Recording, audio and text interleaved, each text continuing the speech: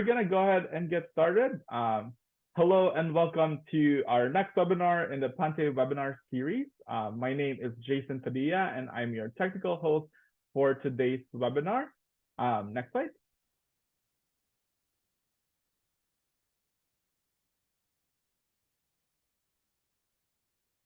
This webinar series is brought to you by Plantae, the open online community for plant scientists powered by the American Society of Plant Biologists. I would like to give a special thank you to all our ASPB members who are attending today. ASPB membership dues help support this, make this webinar possible. For any of you who have not yet joined ASPB, you can join today using the discount code %10 to receive a 10% discount on your registration for membership. Membership gets early access to webinar, and you can learn more about ASPB at aspb.org. Next slide. This webinar is recorded, and it will be made available on the Plantae YouTube channel. If you are looking for other more insightful webinars and really helpful webinars and learn more from folks and scientists and experts in the field and are doing the work, you could tune in and explore our Plantae YouTube channel library and watch for many different exciting scientific talks and those that are going to be helpful in your journey as a plant scientist or plant enthusiast. So next slide. Before we get started, I'd like to go over a few housekeeping items to make sure that you get the most out of your experience for attending today's webinar. If you are experiencing technical difficulties, you can let me know about those by emailing me at jpadilla@aspb.org. If you have questions for our guest speakers, please use the Zoom Q&A section. Our moderators will be sharing them towards the end during our Q&A and having those questions answered by our guest speakers. So make sure you get those questions coming in and ask those questions to our speakers. And then finally, if you're having trouble connecting or need to leave early, again, this webinar is recorded and will be made available on our YouTube channel. So be sure to follow the Plantae YouTube channel so you can receive notification when content are posted. And so without further ado, I am now going to turn it over to our Plantae Fellows who are going to moderate today's session. So take it away, Plantae Fellows. Yeah, thank you, Jason. And thank you all for joining for this seminar that we prepared for you. So the title is Achieving Recognition in the Lab Without Burning Out. So we were going to talk about how to try to balance life while working in the lab. So if you're feeling emotionally, physically, and mentally exhausted, this webinar might be just what you need. So hopefully we'll give you some tips. And today we have 3 speakers. Ling Chuang, she's a PhD student in Leibniz University, Hanover in Germany. Jing Chen, a postdoctoral research associate biochemistry in the department in the University of Oxford in the UK, and Charlotte Gommers, assistant professor in Wageningen University. Before we start, I will introduce briefly the group that have made this webinar possible. So first of all, Jing Chen, he is the head of research of the plant biopathology lab from the National Taiwan Normal University. And Jing is interested in the plant microbe interactions in different environments and the applications of his research on crop environment. He's at the moment using Arabidopsis thaliana as a plant model to explore different mechanisms of membrane receptors and ion channels modulating plant immune response against bacterial and fungal pathogens. He is extending his research of potential applications of these genes with homolog genes in crop plants. Also, a second member of this group is Yue Cho, is a postdoc fellow at the Institute of Plant Microbiology, Biology Academia Sinica, also in Taiwan. Yu is postdoc fellow, and he's focused in protein homeostasis. He also uses Arabidopsis thaliana to study ribosome behavior during translation and quality control inside the endoplasmic reticulum in response to the environment. And finally, me, Rigel Salinas Gamboa, I just finished my PhD in the Max Planck Institute for Plant Breeding in Cologne in Germany, focusing my thesis on mechanisms that limits recombination in pericentromeric regions, also in Arabidopsis thaliana. I will quickly talk about the outline of the webinar of today. So we will give brief introductions for the speakers, and we will hear the talks from all our inviteds, and keep track of all of those, because we will have a Q&A session at the end of it, and then we will come back for our concluding remarks. So without further ado, I will give it over to Ye to give you the next presentations. So it's my pleasure to introduce our first speaker, Ling Chuang. Ms. Chuang earned her bachelor degree from National Taiwan University and her master degree from North Carolina State University, where she studied enzyme phosphorylation in popular monolineal biosynthesis.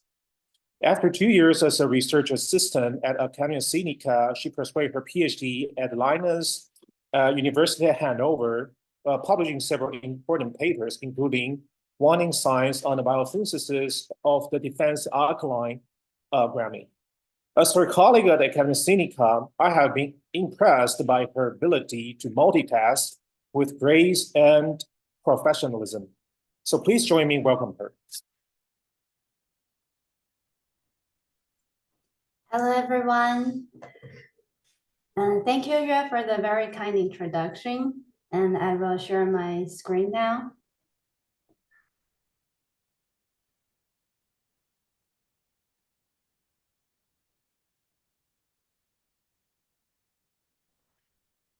Can everyone see my screen?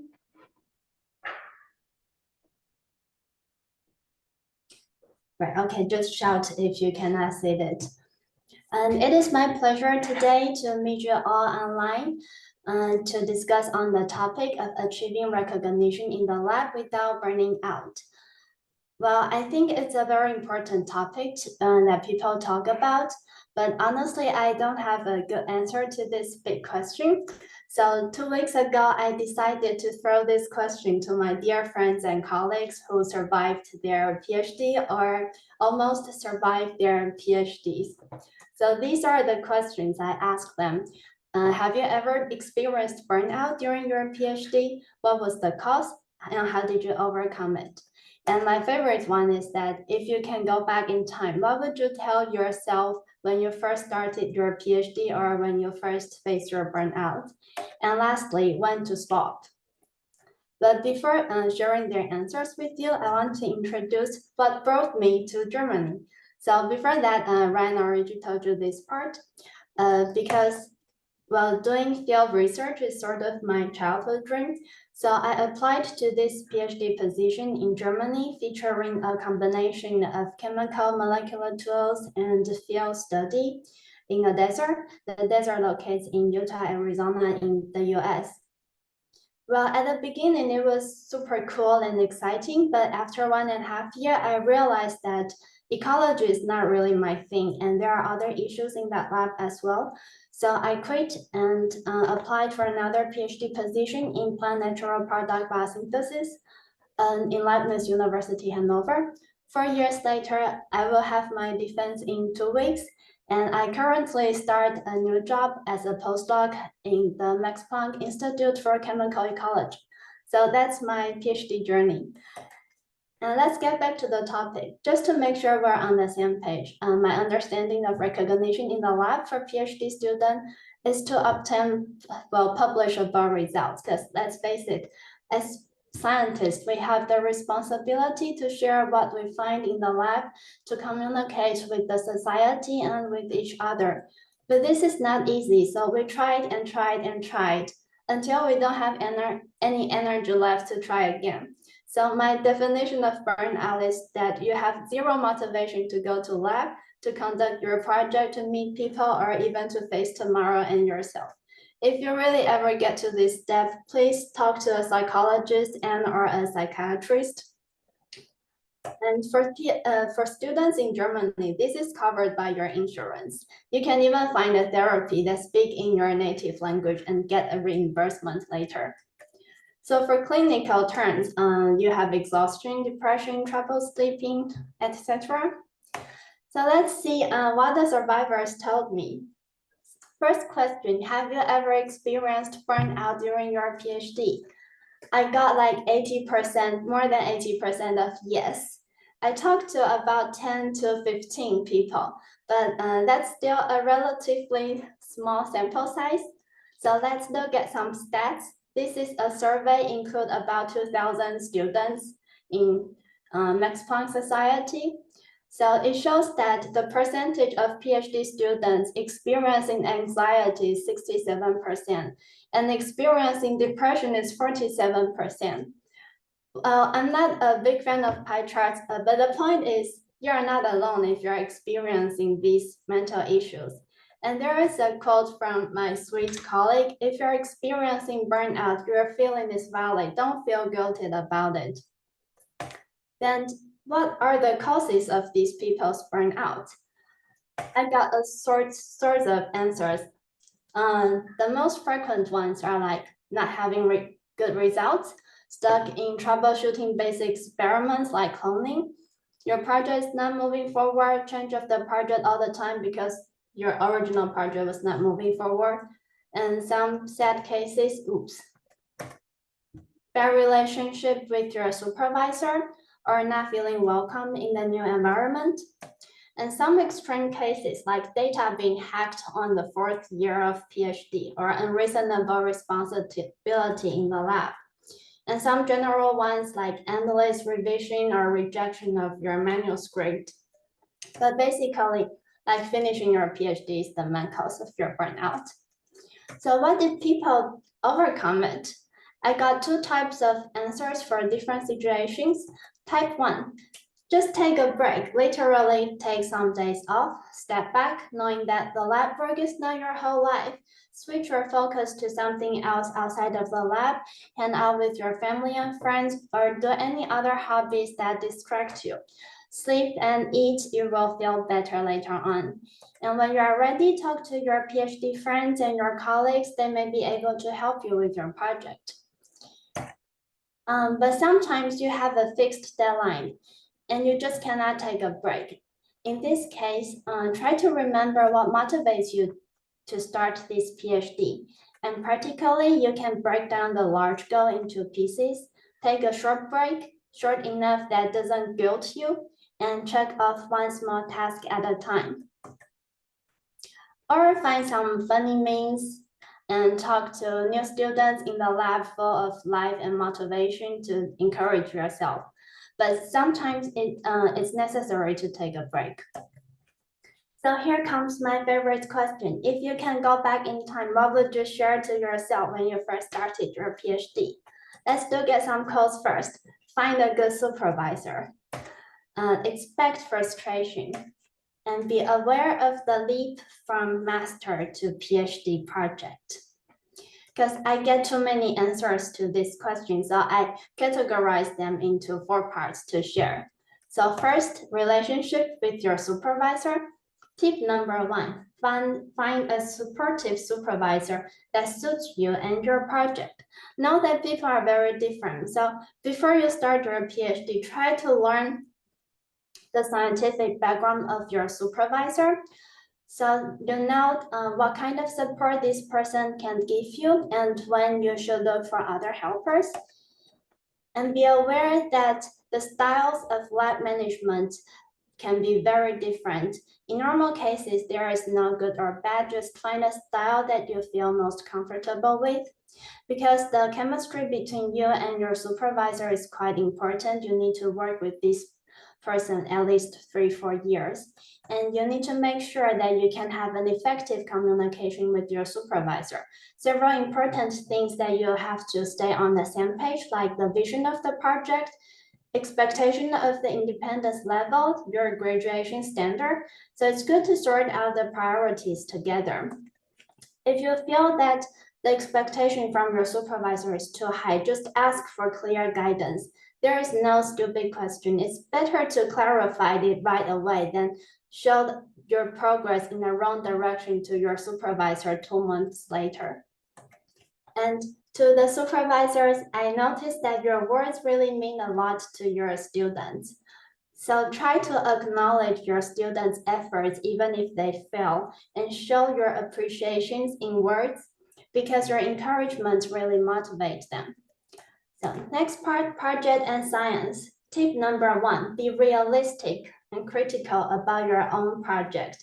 Educate yourself so you can get a sense of the risk and gain of this project, and know what skill set you need to work on this project, so you can plan on how to equip yourself or look for a collaborator. Tip number 3, learn how to work smart. An essential skill, you need to know how to find the right helper, but still stay critical about people's advice. And some important soft skills like data management, data visualization, etc. It's good to stay organized since the start of your PhD, because you need to wrap it up maybe 3-4 years later. And there is the 80-20 rule, states that the last 20% of outcome toward perfection may cost you 80% of effort and time. So the point is that you don't need to make everything perfect, especially when communicate like your results to the supervisor. You don't have to align every single thing on your slide. And an important one, do it slowly and correctly for your wet lab stuff, because it may take you way more time to find out what you did wrong later on. And next part, try to build a supportive network inside the lab. Make some PhD student friends because they know what you are going through. And besides those PhD students, you have other colleagues in the lab. Talk to them and support each other, because you see each other every day. They are sort of your daytime family. And this can also help you to find the right helper and get a sense of what kind of environment you are working in. But don't copy paste other people's way, because people have different start points and background. Try to find the best part and incorporate that into your own system.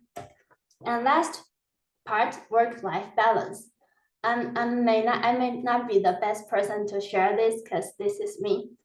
But to summarize other people's answers, have a life outside of lab, basically. Get some hobbies, build a supportive network, especially if you move to a new country, try to make some new friends. That will really help you during your difficult times. And practically, try your best to plan your experiment in a way that you can have time to rest. This may take some practice, but it will be worth it. And try to keep a regular working hour, because limit your working hour can kind of force you to be more efficient. And in general, just take good care of your health, because you cannot do any of this if you don't have your health. Lastly, I want to talk a bit about when to stop. I still remember the day I decided to quit my PhD, the first one. I was lying in bed scrolling my phone and read this news that a PhD student in the US killed himself because his supervisor forced him to publish false data. And the supervisor threatened him that if he doesn't do so, he will destroy this student's reputation in the academia. So this student felt like he doesn't have an option and committed suicide. So I just want to emphasize that when you're in a toxic environment, this may not be obvious, but you really have an option. See that door? So if you observe dishonesty, wrong scientific practice, bullying, and sexual harassment, please trust your gut feeling and just leave. It is never too late to quit, because PhD is not the only important thing in your life, and it definitely not more important than your life. So there are some red flags for a toxic environment, like competition inside the group. First, unreasonable working hours, not allowed to take holidays, disrespectful words, or like first, non-scientific responsibilities. If you know more red flags, please share in the comment area. So some last words from me.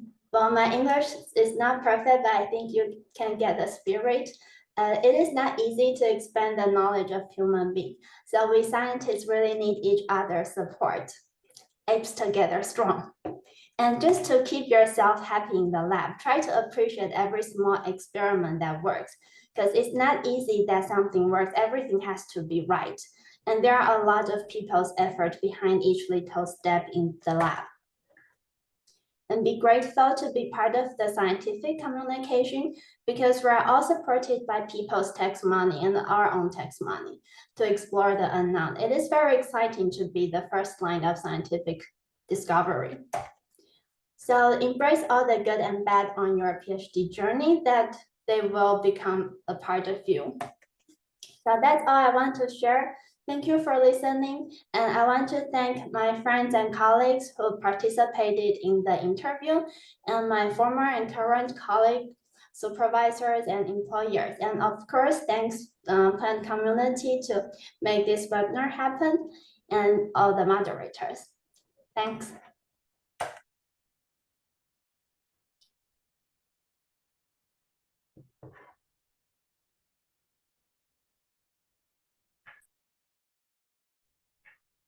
Next slide.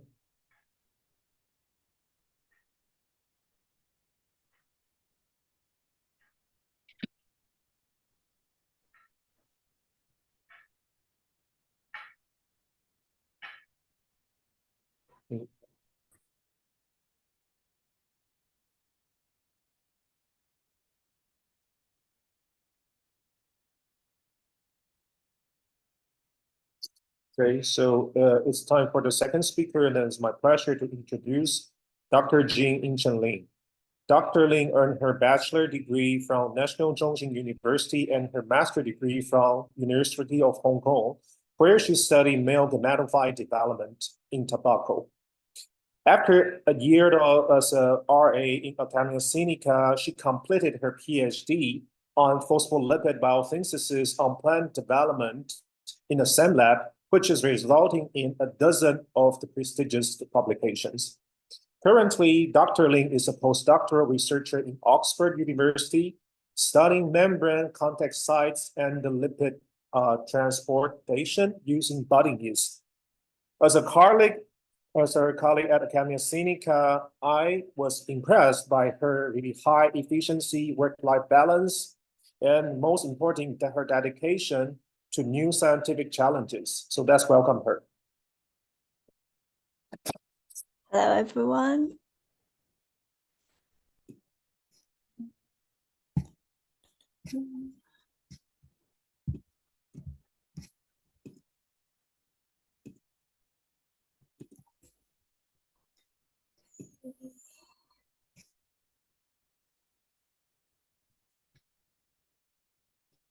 Can you all see my screen now? Yes, thank you, Jean. Okay, cool. Yes, thank you for the invitation, and thank you for introduction from Ryan. I'm glad to share my experience. Although I'm still experiencing some burnout here, like I feel like I'm an alcoholic person trying to tell you how to cook alcohol. Well, this is how it always started. So in the beginning of our career, we all think, oh, starting from the first day of PhD, I will get a lot of publication in the future, and I will have a beautiful, successful future when I finish my PhD. But but in real life is we struggle a lot after maybe a month, a week after the beginning of our PhD. We struggle with cloning, we struggle with writing, we struggle with dealing with other lab duties. And so our life is starting from the uphill and then suddenly become like downhill. So then you start to feel like less motivation and start to experience about like less sleeping and less focusing. So that's the typical signs of burnout. And actually, there are several ways that we can do to take a rest or to avoid this kind of burnout. And from like physical point of view, so the first important tips is to lower the pace. So normally we are too eager to get the result, but the important thing is to make you feel you are in the right place, doing the right things. And that's not only physically and also mentally. And also like, because we use the computer a lot most of our time, so it's very important to take some sensory rest. So break out from the constant screen time is also important, and let go of all the tension you may have. And so what I learned in the UK is like, people normally like to take a walk like during the working hours. It's quite normal. It's not skiving from the from your lab. It's just to take a rest. And this not only like having some physical rest, it also can recharge our minds. And there are also some emotional rest I will highly recommend is to forging some comradeship with the colleagues. So remember, your colleagues are super excellent scientists.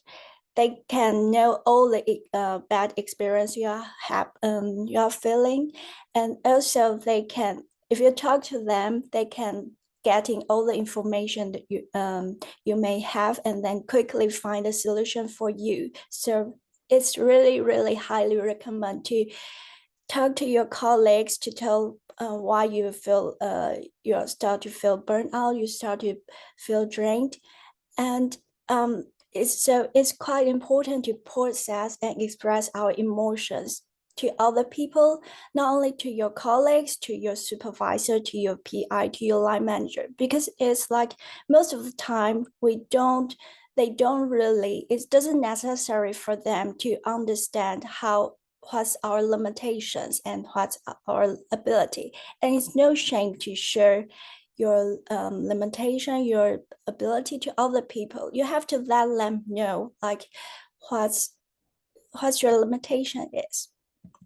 So, and also from so you may have been experiencing or feeling this, and so you are not alone, I promise.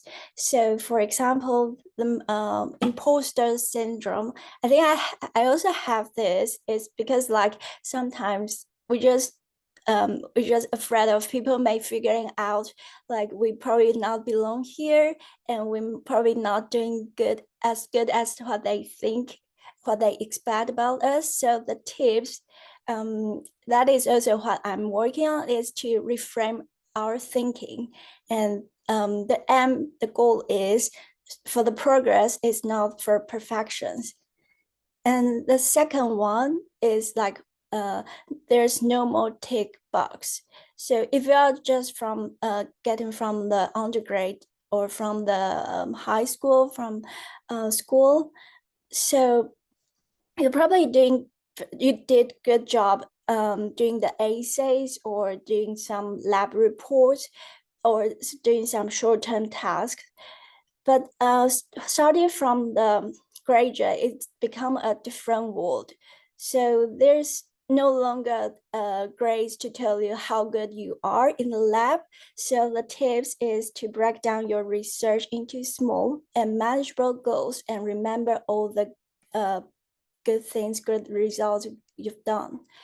And the third thing is the first time failing.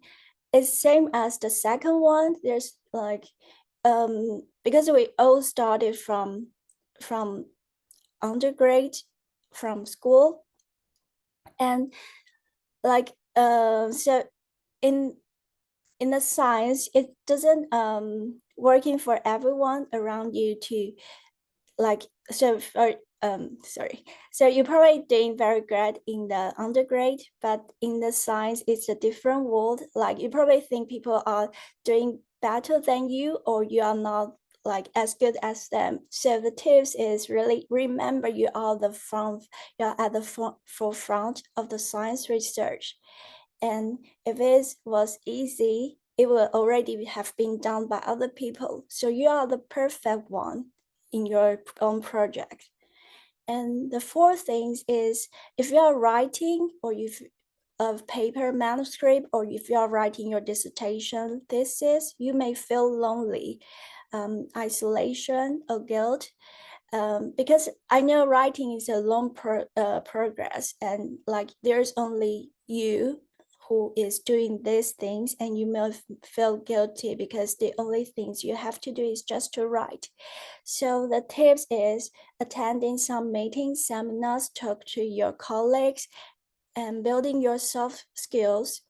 That is quite important because our future is not only writing, doing experiments. We also need some like presentation, like making a poster, making a like reviewing papers. So that's what we can do at the same time of writing. And next one is about the work-life struggles. It's a shame that doing science, most of the time we have the long working hours, but it doesn't necessarily means that working longer is efficient. So the tips is aim to be efficient inside normal working hours, then focus on your time. And the last one is competitive landscape. So unfortunately in the science, like it's quite often like we are doing the competition, we are not like less collaboration. So, but it's quite normal and we have to get used to that. So for the tips is there are no two projects if you are a PhD student are the same. So avoiding comparing yourself with other people. So for the long term of avoiding this kind of burnout, so I think it's quite important for ourselves to recognize our strengths and our weakness. So always I will ask myself, do I know myself well? If the answer is yes, then I will ask other people if I'm on the same page with other people. If the answer is no, then I will ask people as well to know what's my strengths, what's my weakness. Or I would do some self-evaluations. For example, if I'm multitasking person or single tasking person, it doesn't necessarily means like multitasking or single tasking is good or bad in terms of doing science, because if you are single tasking, you probably can focus on what you are working now. But the most important thing is we have to have the awareness of our responsibility. For responsibility, we have to respond our ability. So that also means we need to ask someone, or we need to talk to someone if they have some expectation for you. For example, as what I've told you in previous slides, like you probably need to talk to your supervisor. That is my limitation. You have to show your boundary, where is your boundary is, and then so they know how much work they can expect from you. So, and then, but remember, because during this evaluation, our strengths and weakness will change over time. We may become better, or we may like become worse, but it's okay if we become worse, because like sometimes environment will like some other issues may also affect us. So again, we also need to like keep asking ourselves, do I know myself today? Do I know myself better than yesterday? So, and also to avoid burnout, we also need to take some decisions. There are very easy way that we can decide by ourselves what kind of things I really have to do it now. So for example, you are a very good scientist, you can look at this figure in a very easy way. So there's something that is very important to you, very urgent, so do it right now. So for example, if you have a presentation to do in a week, do it now, start to preparing the slides.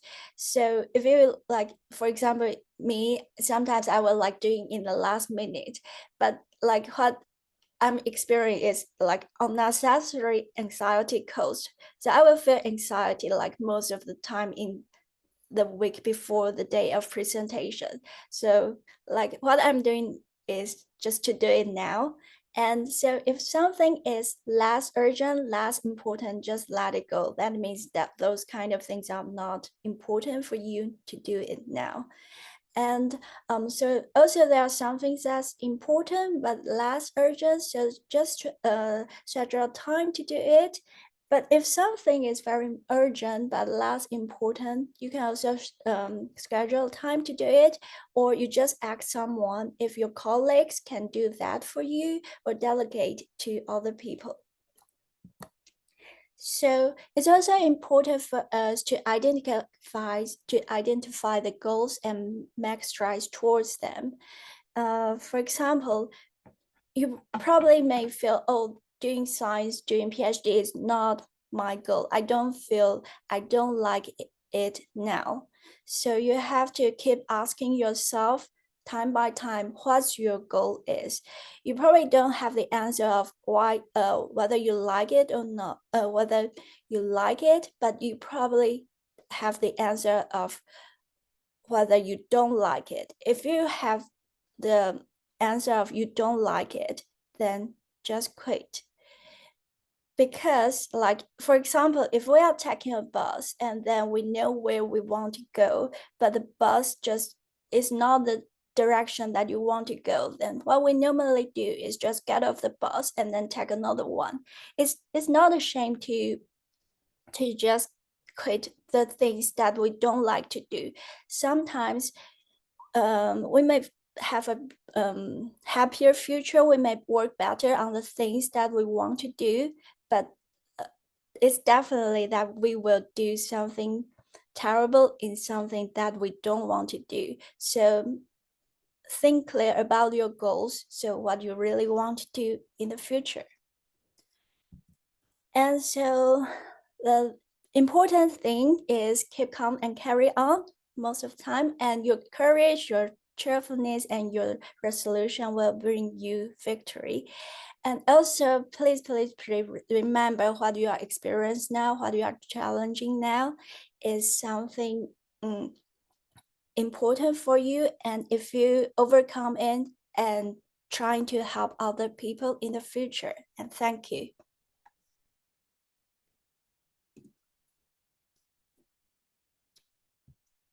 Okay, so thanks, Jean. So before we move on to the final speaker, I would like to remind all of our audience, you can actually participate in this discussion by typing your questions in the Q&A chat box. I can see Emily types something there, okay, in response to Ling's presentation. So for all the others, please also type your comments, or if you have questions for the speakers, please type your question and comment in the Q&A chat box so that we can direct your questions to them. Okay. So our last speaker is Dr. Charlotte Gommers. Charlotte obtained her PhD degree at Utrecht University in the Netherlands, which is where we first met and get to know each other. After completing her PhD degree, she moved to Spain to conduct her postdoc research at the Center of Research in Agriculture Genomics in Barcelona. In 2019, Charlotte moved back to the Netherlands because she got a assistant professor position in the Department of Physiology at Wageningen University. Her research focus is on chloroplast biology and the perception of light signals and how these are integrated into plant tolerance mechanisms for abiotic stresses. So she did very well in her research, and apart from these remarkable achievement in research and teaching, Charlotte is also a dedicated working mom. Okay, she has one little girl, and I think she's expecting another little ones.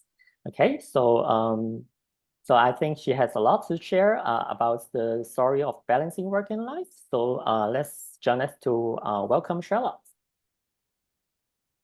Thank you very much, Jing. It's really, I'm really grateful for your invitation to speak today, and it's nice to meet each other like this again, even though it's virtual. Let me share my presentation.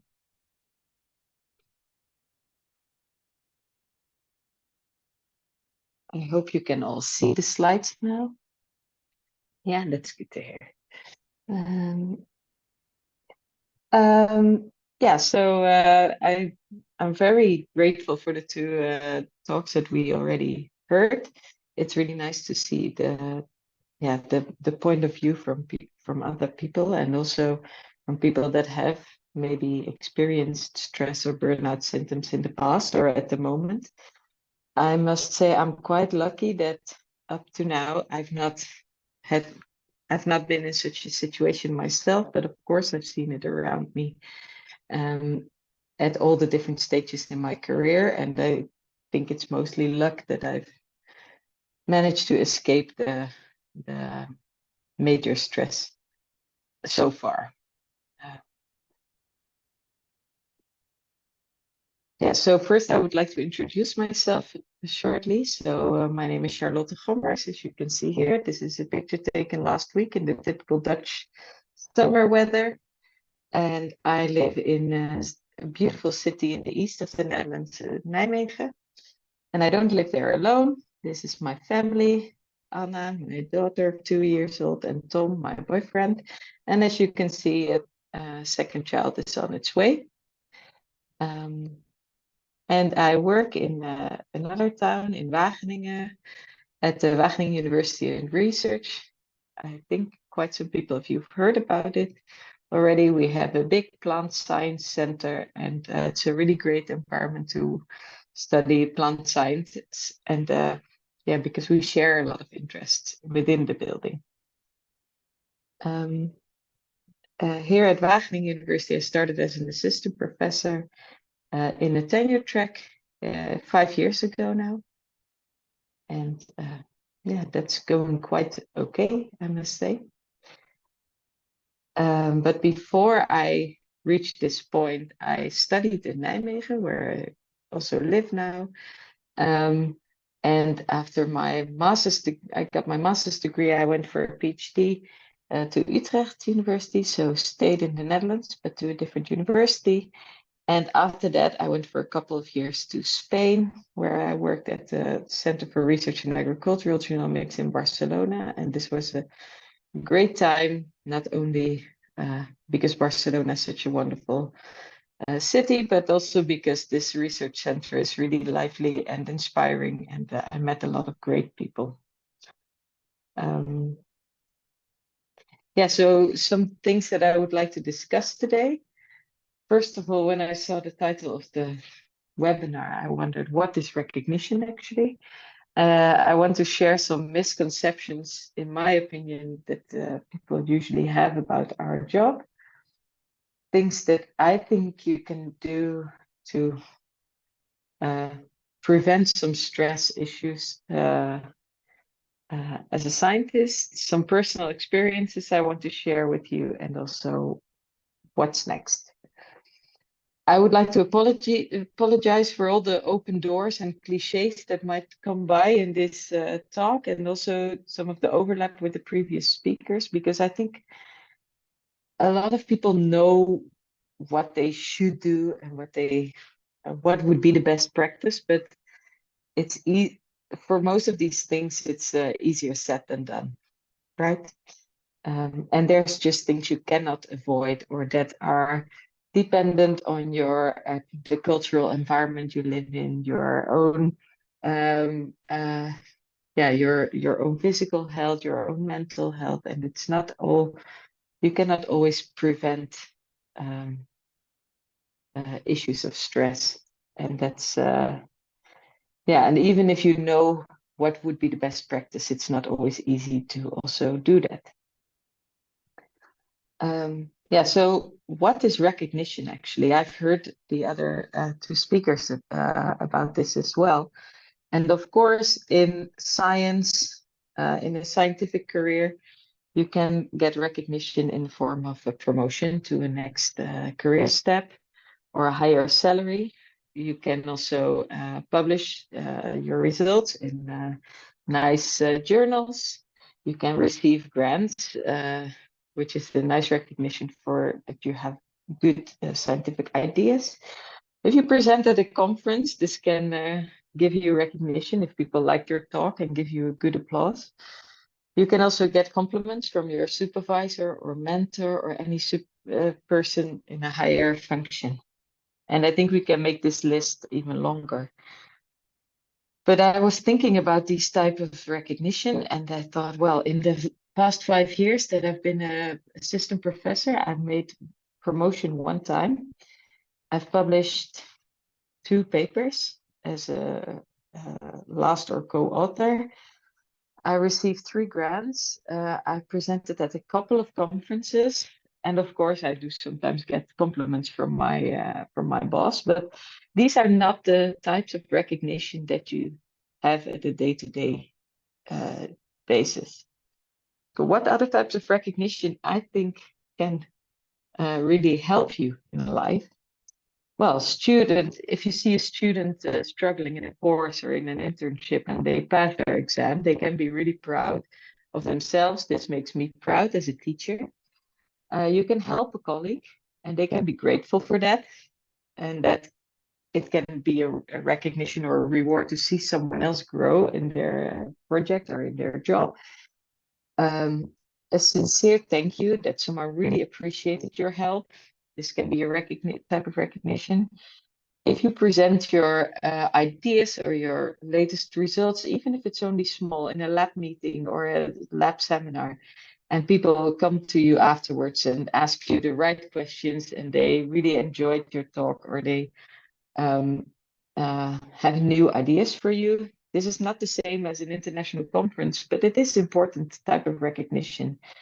And also compliments from students in course evaluations or that they liked your lectures or those kind of things. So I think we should also be aware of what type of recognition makes our day-to-day job worthwhile.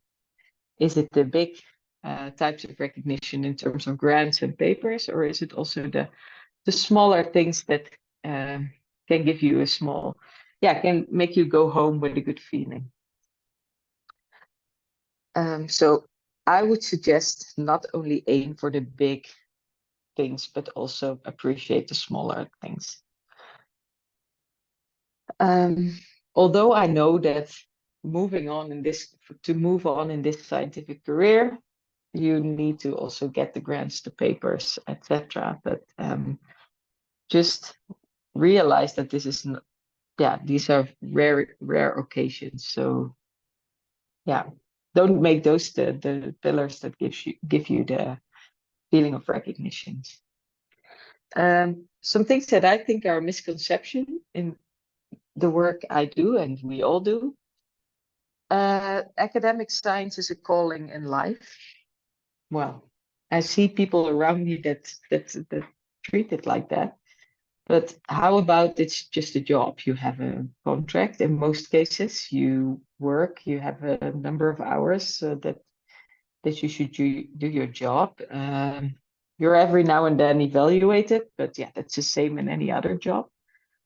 Would you treat your career differently if you see it as a job rather than a calling? Or this is for me always helpful, and it helps that my partner is not a scientist, and that I have a lot of friends that are not scientists, and they also just see my job as a job. So sometimes that also makes things difficult because they don't understand how sad I can be if I don't get a grant proposal, or how important it is for me to get that publication out. But it can also be refreshing to talk to people that are not in a scientific career.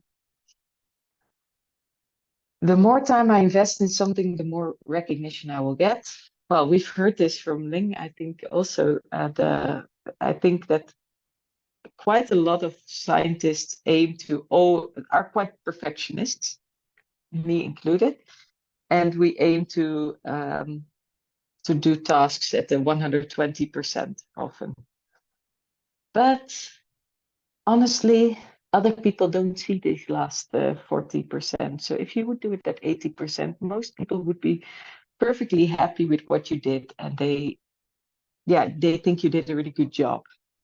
And the last 20% to reach this 100 is usually not recognized that well by other people. So sometimes think about this when you invest time in certain tasks.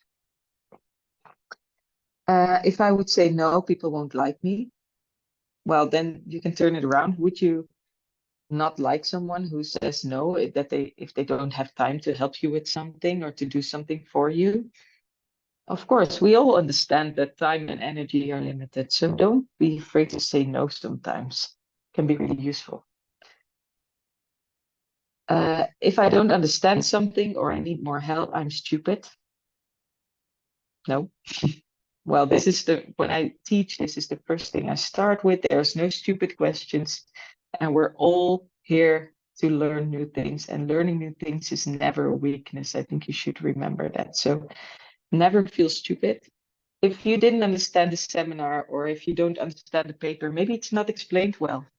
Could also be, right? So then it's good to discuss this with other people, or ask your supervisor or your teacher to explain it another time. So yeah, and I must say that I'm feeling more comfortable with admitting things that I don't understand now. I'm getting older, and I'm also a supervisor myself. I appreciate that I don't know everything, and that my PhD candidates often know way more about the topic than I do. So please teach your supervisor new things as well, and don't only expect that they know everything. So how can you get the recognition you seek? So you've decided what type of recognition is important to you, but how to get that in your job? Well, I would like to go back to the when you search for a new job or you're at the job interview. And a job interview is a two-way thing. Of course, you really want to get that job because you need to pay for your rent, and you need to have a house, etc. But also be critical and don't accept everything that you can get. Ask your supervisor what they find important, what they expect from you, what they request from you, what type of support they can offer you. And that's not only for PhD candidates, also not only for postdocs, but also for PIs. I know that I'm a independent PI, but I do have a supervisor, and I really still learn a lot from them, and also from more experienced PIs. So like I said, you never stop learning. So be critical about the type of support they can offer you. Also get the opportunity to talk to future colleagues. Do they feel recognized in the environment where they work? How do they feel about the supervisor that might be your future supervisor? And if you don't feel comfortable in a working environment, is it worth to take this job? I've been in this type of situation myself when I was looking for a postdoc position. I've applied to many, many different positions, and I've been to interviews as well, but I didn't feel at ease at all the places I worked. And so I also refused an offer because I wasn't sure if that would be the perfect environment for me. And even though the research was nice, I think the vibe in the group didn't fit with me. And I'm afterwards very grateful for not taking that opportunity, even though it was hard because I also had no alternative at that moment. But a few months later I did, and I'm very happy that I didn't take that job. And everyone needs a good mentor. This can be your supervisor, can be your former supervisor, can be a more senior postdoc in the group, but make sure you find someone like that in your job. Yeah, achieving recognition is not only, in my opinion, not only happening in the lab, but also in life. So we've heard about this already from the other speakers, but a balance between your life at work and your life outside of work is just as important to prevent burnout. I've seen many people that also close friends of mine that are in the burnout, and that actually the situation at work is not even the problem, but the dealing with stuff at home is the problem. So this balance is extremely important. So what I would say is some sort of tips. These are the open doors I also talked about before. Be aware of your contract hours and your actual working hours.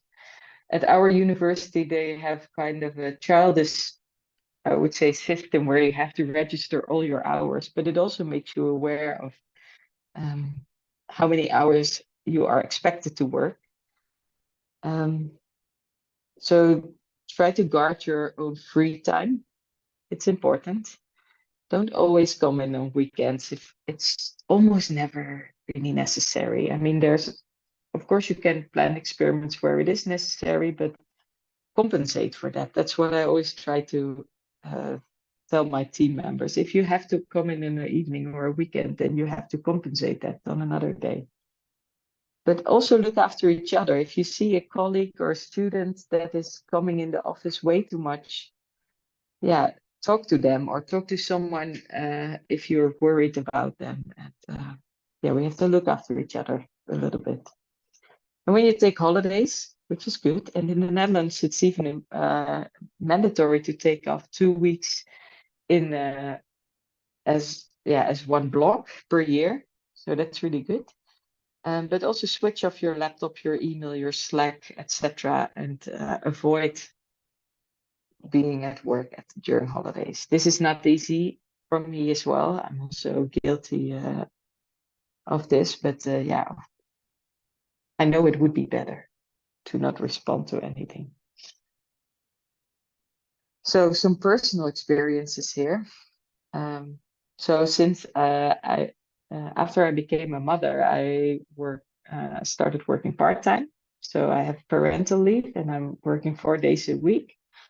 But yeah, the amount of tasks did not really decrease. So this is something that I'm still struggling with all the time. So to put 5 working days into 4. But it is easy to, on the Wednesday that I don't work, I have to say no to people. I cannot do anything for work because my 2-year-old really needs my attention. So that's also sometimes refreshing. I see people that work 4 days, but they come in every time on their free day. But then, I mean, the kid makes you tired, but it can also help you to say no and be a good reason to say no. Yeah, so my family needs me, and that's for me a safeguard. Even though it also makes me more tired, gives me sleepless nights, etc. I still always struggle to say no, but I think I'm getting a little bit better at it. The more requests for tasks you get, the easier it is to say no. But prioritizing tasks is still difficult. So I really appreciate that. That graph that Jean shared in her presentation. That might be useful for me as well. I'm really grateful for the place that I work and also the places I've worked in the past. We really have the feeling we really support each other, and people are taking care of each other. And yeah, that's important. And we have good mentors around. But when I started as a PI, a new challenge for me was that I also had to look after other people, of course. You're responsible for a team and also their health and not only their output or their progress. This is something I I like, but I also find difficult sometimes. Well, one thing, I've never lived close to the lab.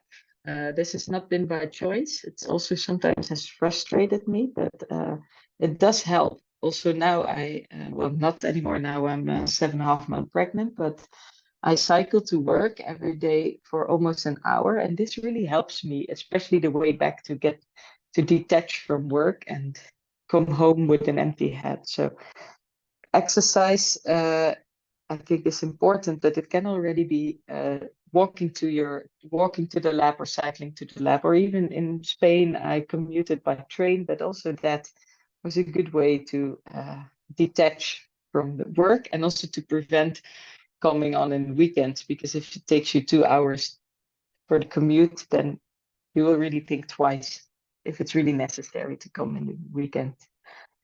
And I'm still learning new things, obviously. So 3 situations that gave me a lot of stress in terms of mentoring. During my postdoc, I had to quit a master's student project, and during the current job, I had to quit a PhD candidate project. And this was very stressful for me, especially the period before, because it's not easy to give bad news to people. But I think in the end, in both cases, they also agreed with the decision, and it was the best for everyone. But it's not easy to, it took almost 100% of my focus at that time. The good thing is that I could ask for help from more experienced mentors, and they also supported me and showed that I was right and that this was the best decision. And and also at home, I could ventilate about these situations, which helped me a lot.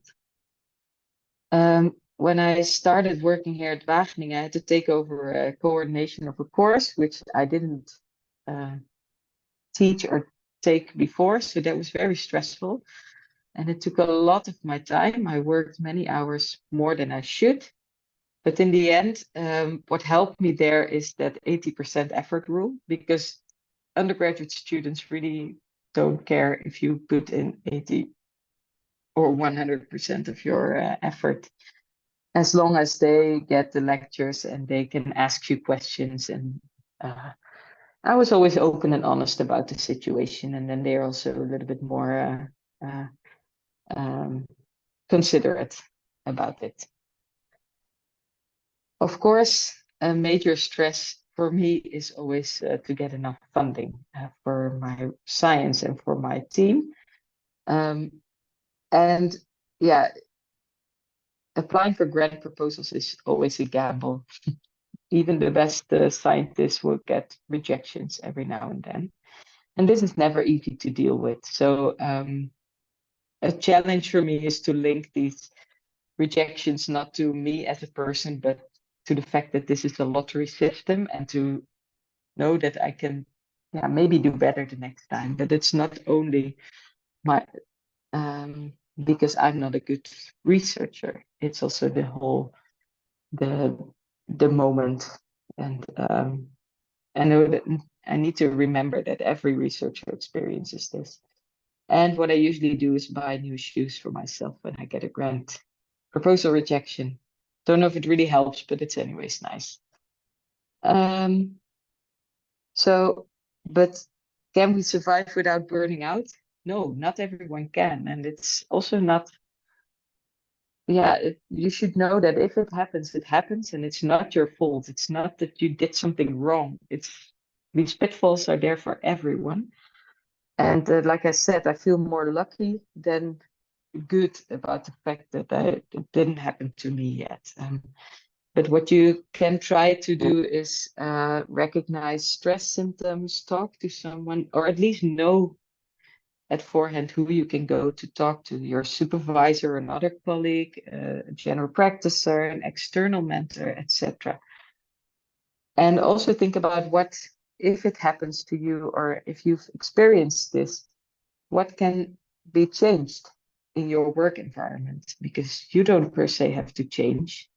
You're not the one who makes the mistake here, but it could be that your work environment is not the best match. And what can be changed? Can you work part-time? Can you quit your PhD, like we've heard before? Or can you get more help in the lab from technician? Can you find another supervisor, etc.? There's always solutions to make you feel more happy about your work in your life. And you don't have to do this alone. That's important. So that's what I wanted to share with you. I don't know if it was only open doors, but I would also like to hear your insights and experiences, and also what can PIs do better to help you. That would be nice to hear from you as well. Thank you for that.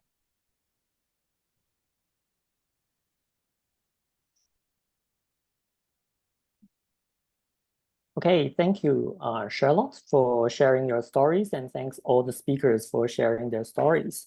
So we have three speakers representing different career stages and sharing their stories about the difficult moments in their life and their career path. So there are quite a number of questions centering around the communication problems.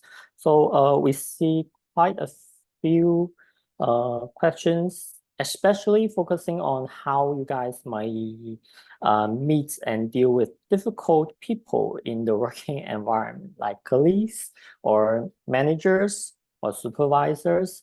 So maybe from different point of view, as a student, Ling may comment some of your solutions to these, or Charlotte, you may also comment like as a PI, if you meet particularly difficult students, how do you deal with these situations? So Ling and Charlotte, would you want to comment a little bit more about how you deal with difficult people in your working environment? So lots from your point of view as a PI, and Ling as the point of view as a student. Yeah, so the question is how to deal with difficult colleagues, right? If you have a Yes. difficult relationship with someone. Yes. Yeah, that's hard because it's also very personal, right? What do you consider difficult? And I think there were a lot of tips about make friends at work, but it's also true that you cannot become friends with everyone because we're also all different people. So you don't have to be befriended with all your colleagues. But what we ask in yearly meetings to all our PhD students, but also postdocs and technicians, how do they enjoy working together with colleagues? And there should be like a safe place to also tell your supervisor if there's people that you prefer not to work with. And then together you can try to find a solution of how to avoid this collaboration, maybe to keep it nice for everyone. It's a bit harder if your supervisor is the difficult colleague, of course. And then you really have a bigger problem, I think. I don't know how that is in other universities, but we have also have some people that you can go to talk to in private, or with all the PhD candidates have an external mentor via the graduate school that they could discuss these kind of issues with. But yeah, it's not a straightforward answer, I would think. I don't know if Ling has an idea. Yeah, I was reading the question from this anonymous attendee. If the difficult person is your supervisor, that's really hard. And I want to say that for PhD students, we really are powerless in the pyramid of academia. So my suggestion would be, if the environment is really toxic, just quit and switch your field slightly. Because, well, in some good case, your supervisor's peers will notice something is wrong. But like the communications channels Charlotte mentioned, in my experience, they are never anonymous. And they may help you a little bit, but at the end, I think you just need to leave that environment first, because it's a huge system you are facing. So yeah, if you have more questions, you can also ask me later on. Okay, thank you. So because of time, we have one last question maybe from one of the audience, which is quite interesting. So you guys have all been to different institutes, different working environment, different countries. So if you think the university can do something to help the students, what do you think they can do? Or have you been to any institutes or a university that you found very helpful or very supportive to the students, and you can recommend those policies to the other institutes? Do you have any recommendations in mind to all the speakers?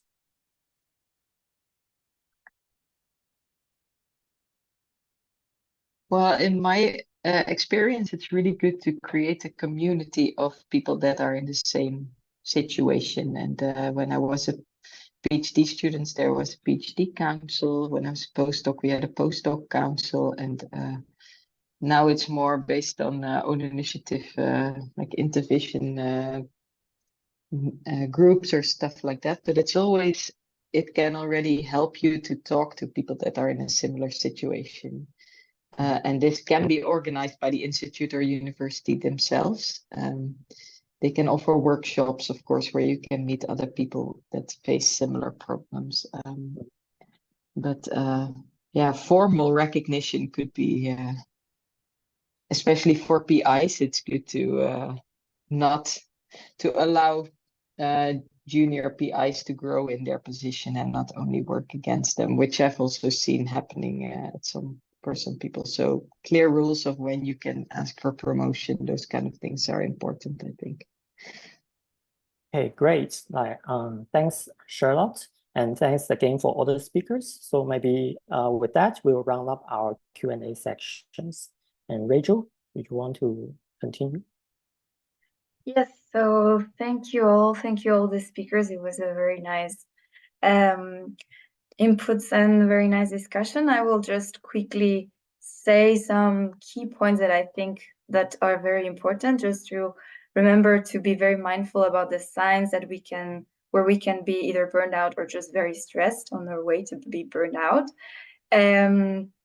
Maybe choose wisely our environment. This could be like find a critical, a nice supervisor, be critical about what is our gain in there, ask for help, make friends, but then also reframe our thinking and create some self-awareness in taking maybe small steps, have hobbies, learning new skills, and especially finding our own way of working, which can be also used for academia or finding jobs or having or looking for jobs.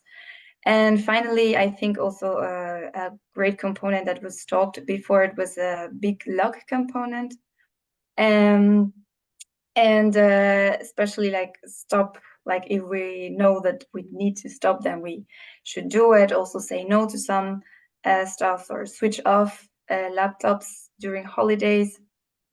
And most of all, I would say just like to be kind of ourselves, to be kind to others, to remember that we're not alone, and create a nice environment for everyone. Maybe encourage and then motivate your peers by helping them, or yeah, just having some thoughts to other people. So with that, I would really like to thank all the speakers. It was a great seminar, a great webinar, more like. Thank all of you for attending, and thank you for the organizing committee. I will head it over to Jason to wrap up with everything. Thank you. Sure. Yes. Thank you to our speakers, especially for sharing insight. We talked a lot of different personal things and vulnerable things. So thank you for your time and energy and your willingness to share. And thank you for our Plantae Fellows who organized this webinar. And of course, thank you to all of you for tuning in and being engaged in the subject. Hopefully you found the content super helpful and insightful. And again, this is a journey that you shouldn't kind of try to go through and deal with yourself. So remember to pay attention to the sign of burnout, and if you need help, don't be afraid to seek out for assistance. You're never alone, and there are going to be always people that are going to help, be willing to help you in your journey along the way. So with that said, again, thank you very much for tuning in, and I hope you'll join us on our next webinar. Have a great day and the rest of your weekend, everyone. Catch you next time.